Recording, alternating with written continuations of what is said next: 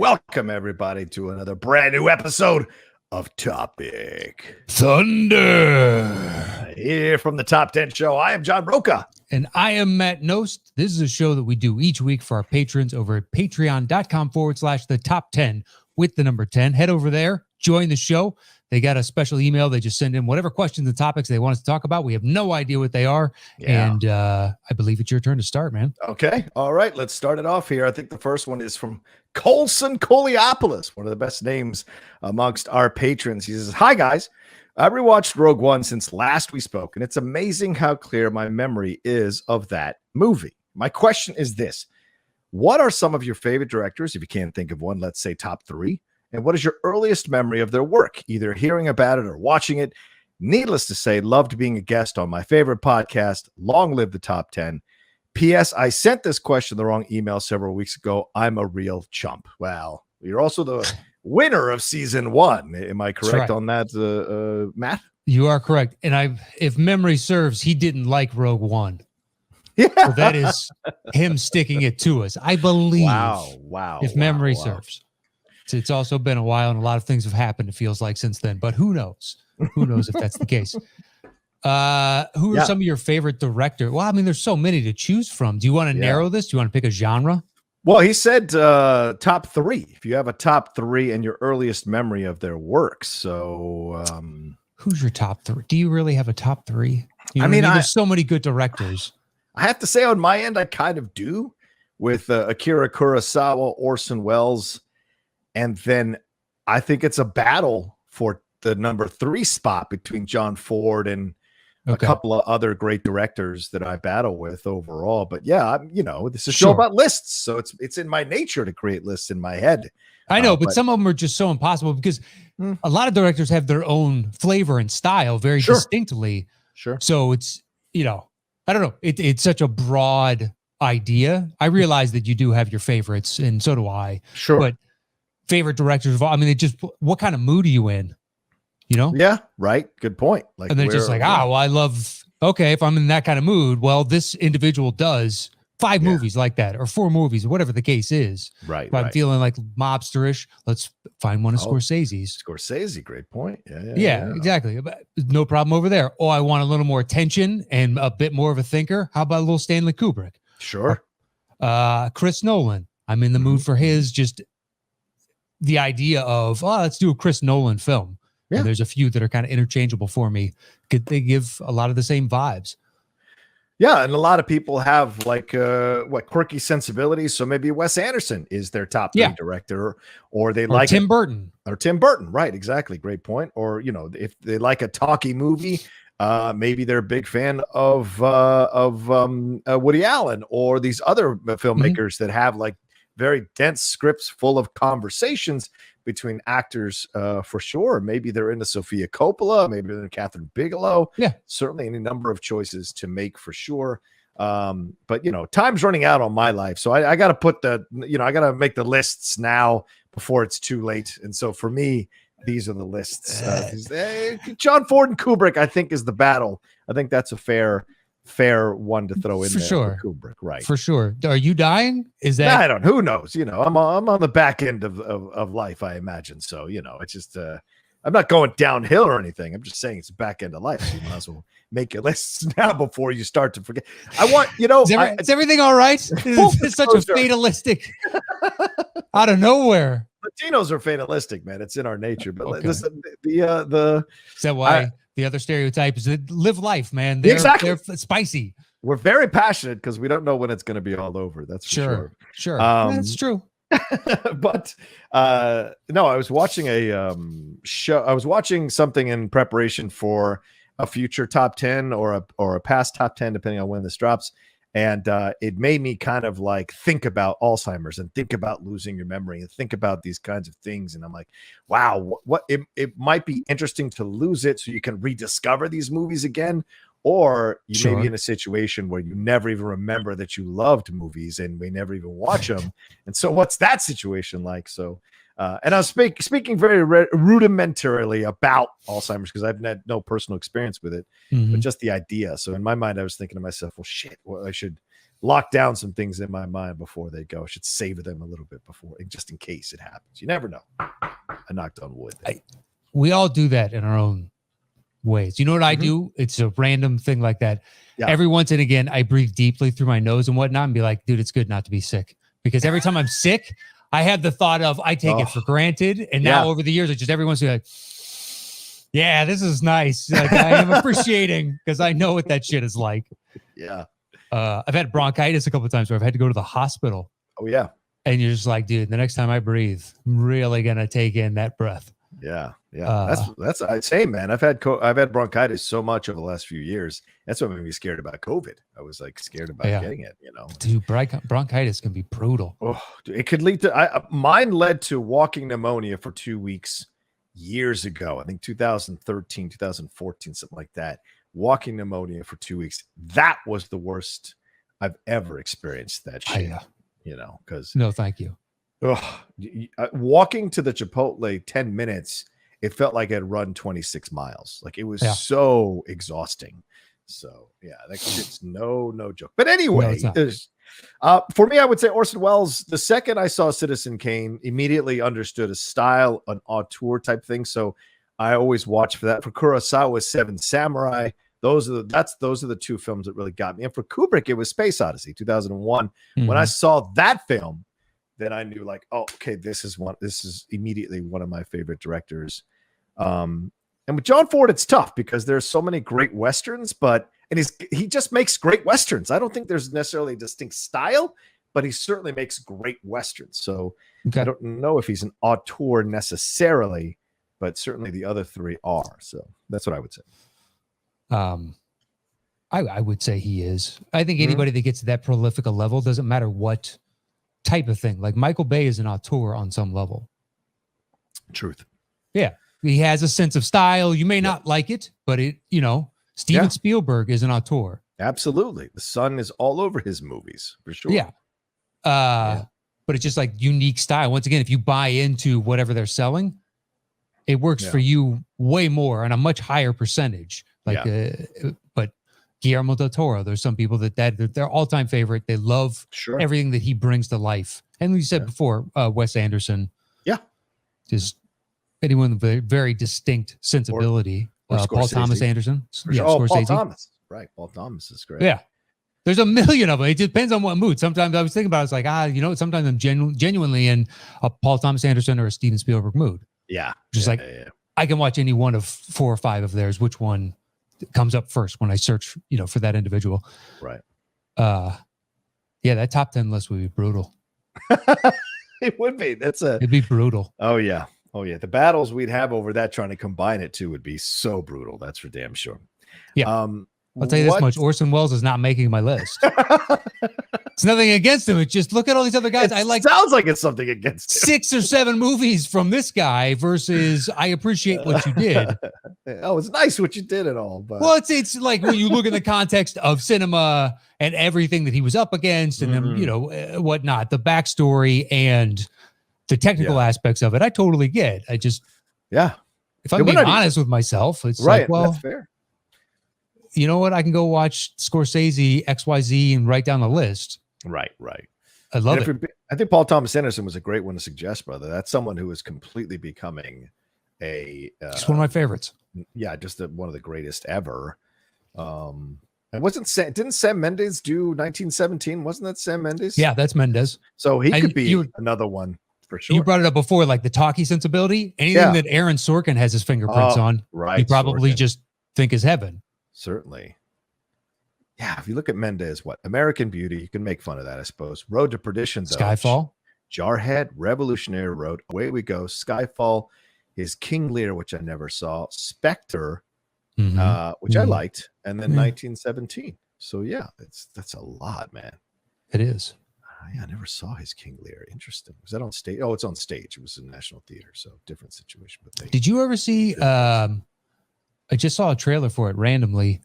Kenneth Branagh is Shakespeare 2 years ago. It's Ian McKellen and Judi Dench. All is true. All is true. Is that any good? I liked it a lot. It's a very quiet film. You want to talk about talking? It's all talking. Hardly any action. There are events that happen, and there's some really strong emotional beats happening in the relationships between Shakespeare and his wife. And it's all about his young son who drowned while he was away in London writing plays and whatever, and how that affected the family. And he's finally come home after he's done being this great playwright. He's come home to kind of handle his affairs and stay home.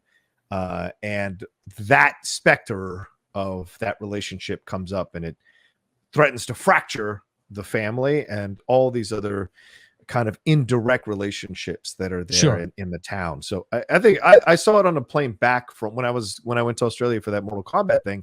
I saw it on the plane right back, and I thoroughly loved it. Wow, that's impressive, because plane, I want nonsense. I do, just because there's so much going on and anything can be interrupted. So I just want something that's purely escapist. Yeah. So that's interesting that you picked a talkie, type of film.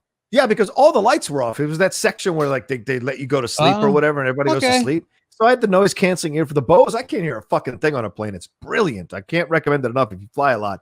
And then just to be able to get lost in that and disappear from being on the plane, it worked for me. Plus, I'm a huge Shakespeare fan, so for me it was really good. Yeah, that nose Branagh puts on too. It's excellent. It looks legit in the trailer. I don't know if it works in it, but it looks legit. Yeah, I saw the poster and I was like, "What is this?" Yeah, and then I went and watched the trailer and I was like, "This looks pretty interesting, actually." Yeah. Could be curious to hear your thoughts, because I liked it. I thought it was surprisingly like a quiet, good film. Yeah. And I like a character study of an individual like that, because then there's discussion as to whether or not he actually wrote the damn things. Right. And that comes up too. That comes up. No, of course it does. How could you not? Right. It's part of the legend. Yeah. Anyway, I think we're way off. Let's go to thanks, Colson. I appreciate it. We appreciate it, rather. What's the next question, brother? Comes from Tyler Spots and says, "Hi, John and Matt. Who are some directors that, in your opinion, have a perfect track record when it comes to making quality films?"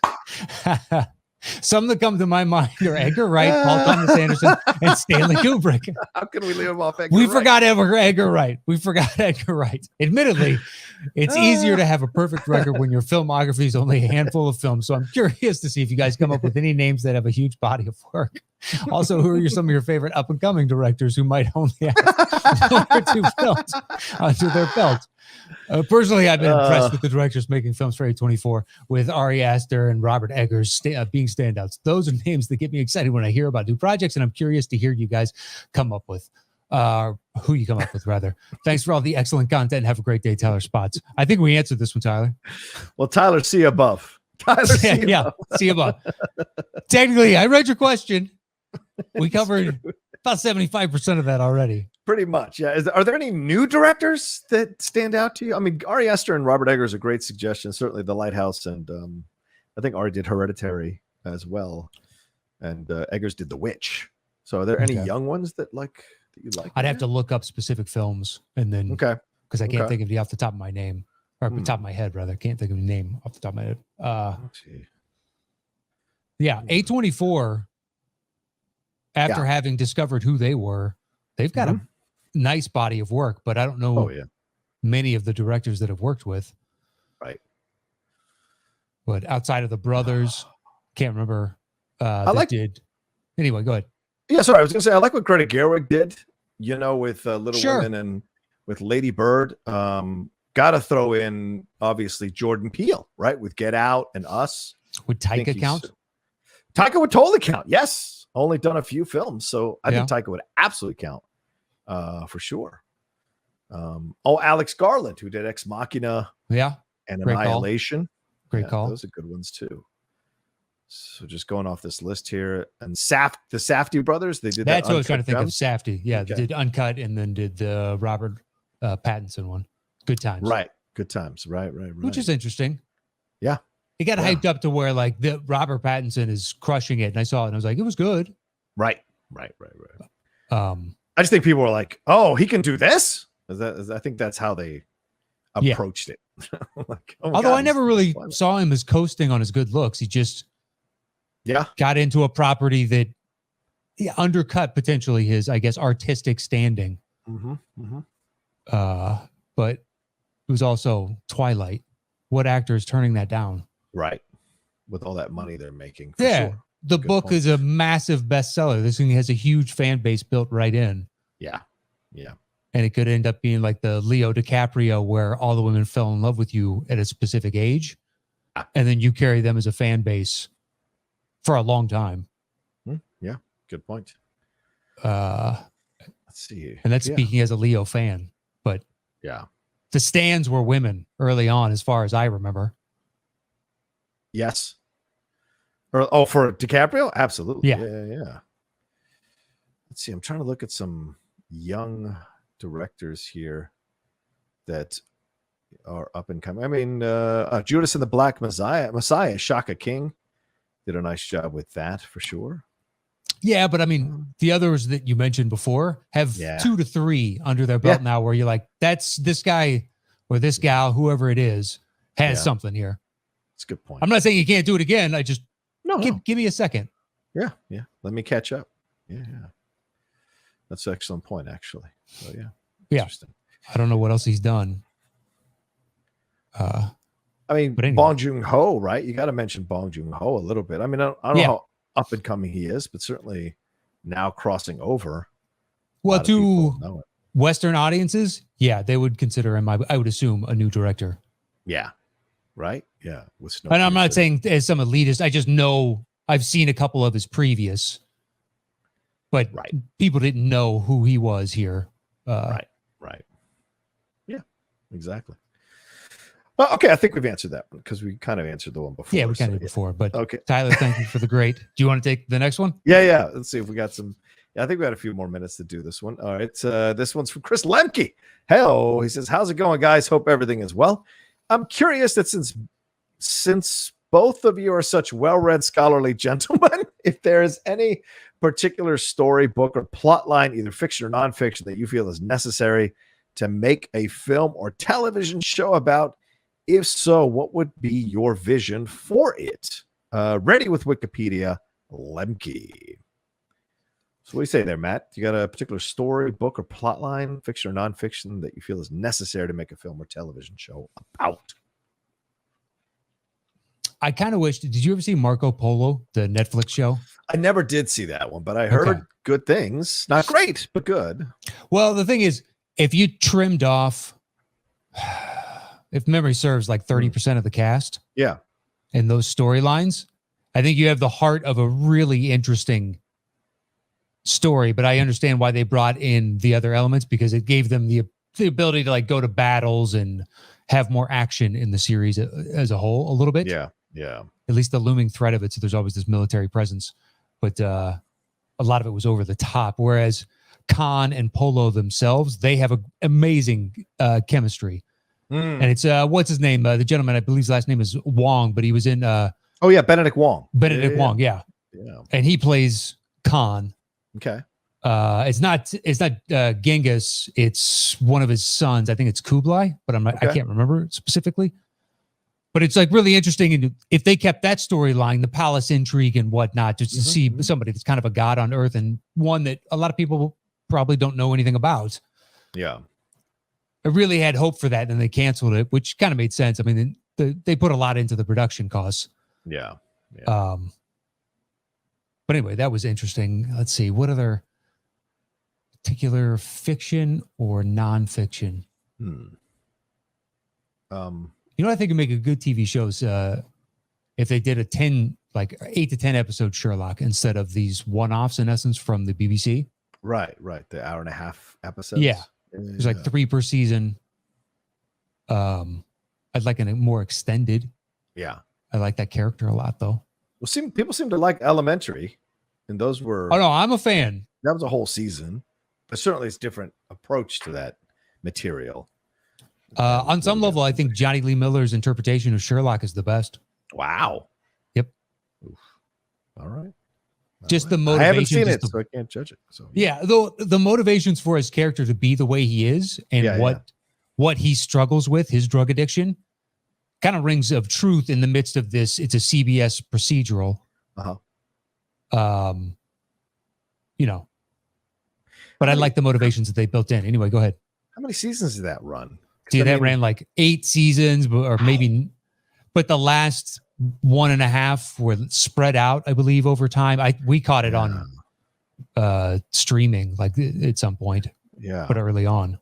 7 seasons. 7 seasons. There you go. How many episodes per season? Oh shit! This is like a full-on 24 episode. Yeah, it's a procedural. Order. Shit. In there though, there's some interesting stuff. Well, maybe we'll give this a chance because we're halfway through season 5 of Bosch. We've gotten through like 4 seasons in 2 weeks. Yeah. And so I think it's 5 and 6 are left. So maybe we'll jump on to Elementary next. Well, it's nowhere near as gritty as anything like Bosch. Right.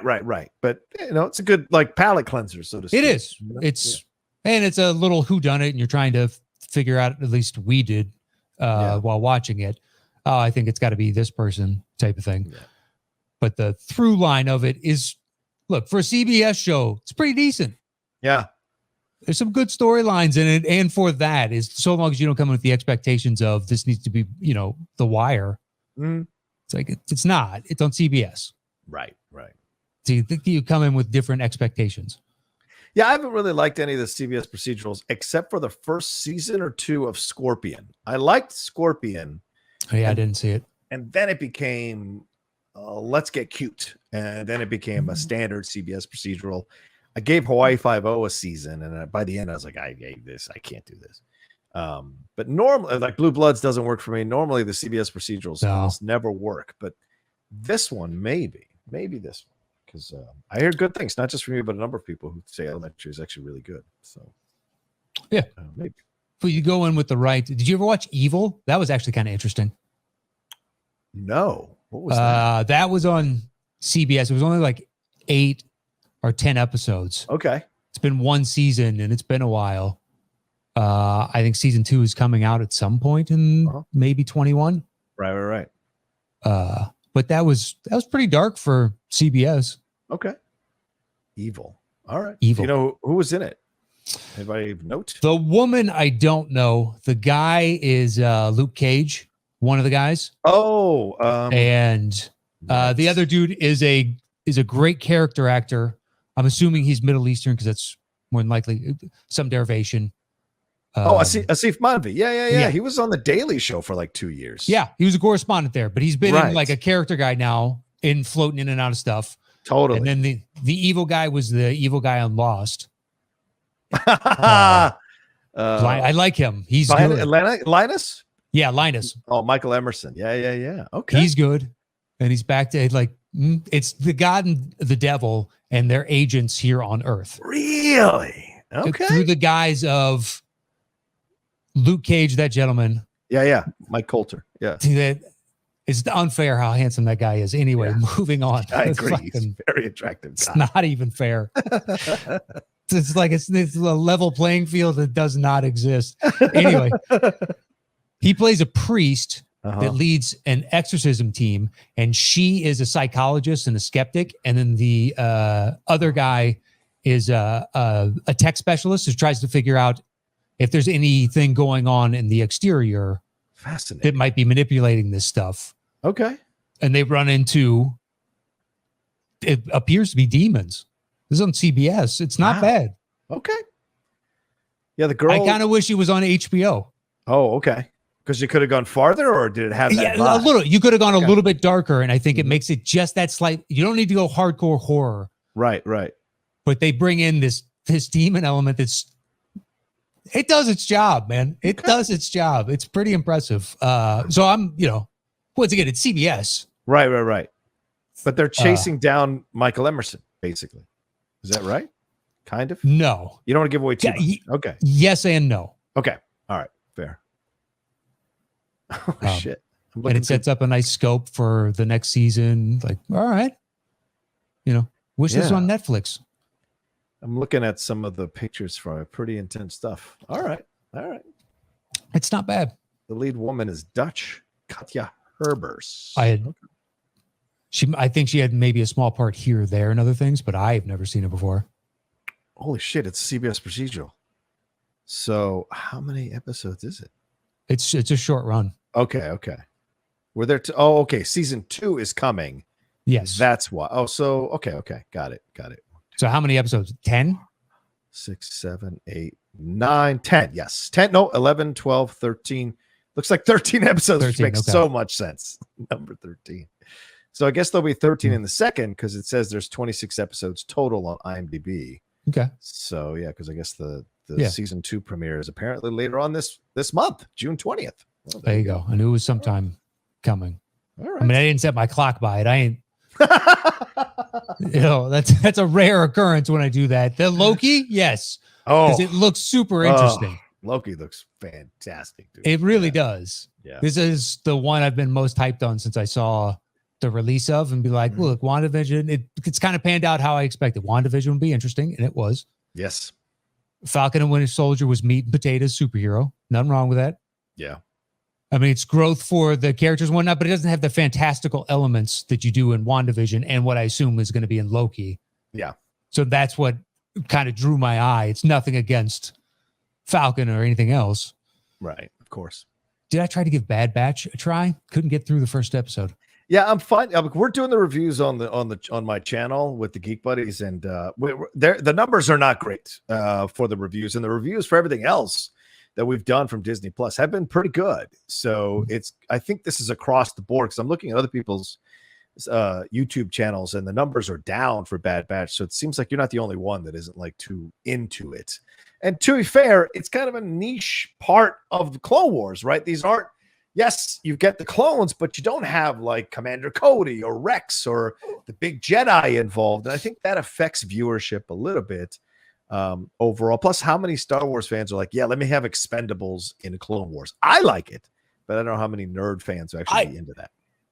My problem with it was this, and I realize this is ridiculous, but the first, as you get introduced to the Bad Batch, there's, I think, 5 of them, maybe 6. Yeah. Total.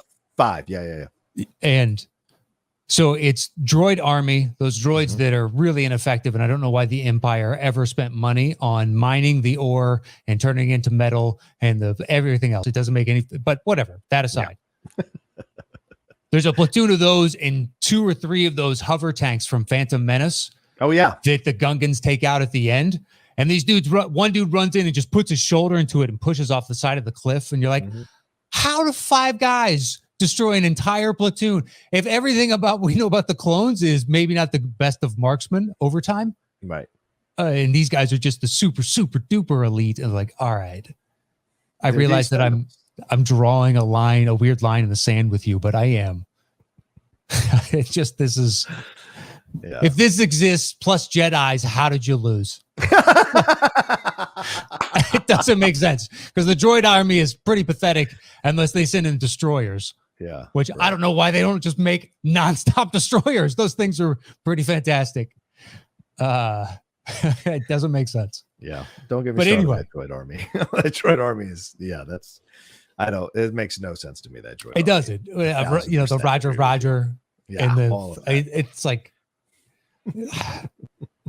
at least make them a little menacing, Well, I just want to throw in one answer for me, and it's the answer I've been having in my head for a very long time, and I try to read as many books as I can about Theodore Roosevelt. I think if you did a Theodore Roosevelt like 10 season series where you explore his beginnings a little bit in flashback, but he's like it's for his first term as a representative there, or even as the police commissioner in New York, then the first season maybe ends with the loss of his mother and his wife on the same night. And you want to cast 2 really good actresses that when that happens, it really is devastating to experience it.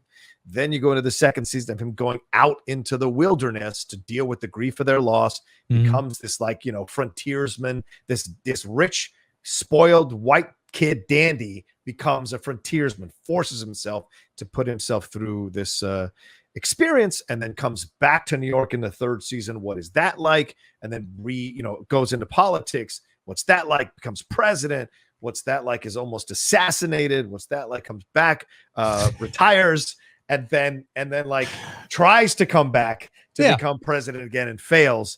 And then that's like the last season is him just kind of accepting the end of his time, kind of like we got with John Adams in the last couple episodes of John Adams. You didn't lay out a 10-season run for John Adams, you know? No. I get you love Teddy. Yeah, I don't think it's that interesting, John Adams, but I think Teddy's interesting. I think you need to pick a slice of that. And that's the series. All right, fair. Or maybe 2 slices type of. Call it Young Teddy. He led a rich life. He did.